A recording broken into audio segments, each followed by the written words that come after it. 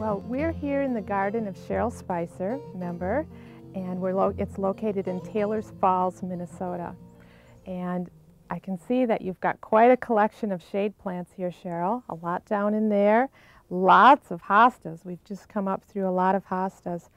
How many different kinds do you have? I have approximately 30 different kinds of hostas. Have you been able to pick a favorite from that? Oh, I think I like the old standard blue Siboldiani elegans the best. That is a nice one. And golden tiara in the front. Golden tiara that we just walked by, yes, very nice. And I see over on this side now you've got a quick transition from your garden right into the woods behind your house.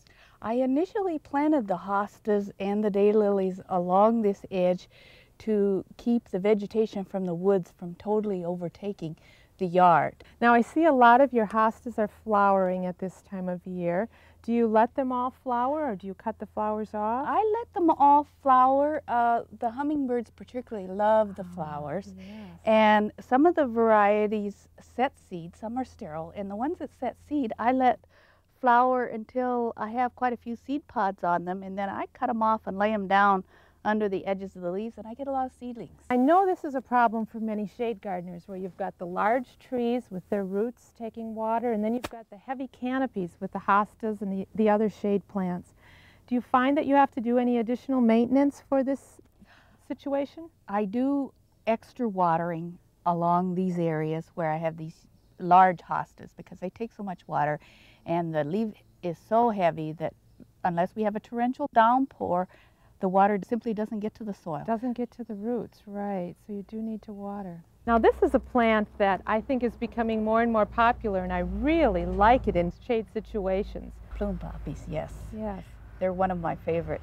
Yes, the nice blue-green color to the leaves and the really interesting leaf shape. I think that's a nice selection where you have room for taller. I love the reverse on the leaves too, or silver. That's right, that's very nice. And here's another tall plant for the back of the shade border. Yes, goat's bird works very well for me here because it keeps the tall native grasses from encroaching into the garden, and it gets very large. Good choice, good choice. Now, most people wouldn't put Shasta daisies, they would think of them as sun plants, but here you have them in a partial shady area. I find that some perennials that are sun perennials do very well in the shade, and they're less aggressive.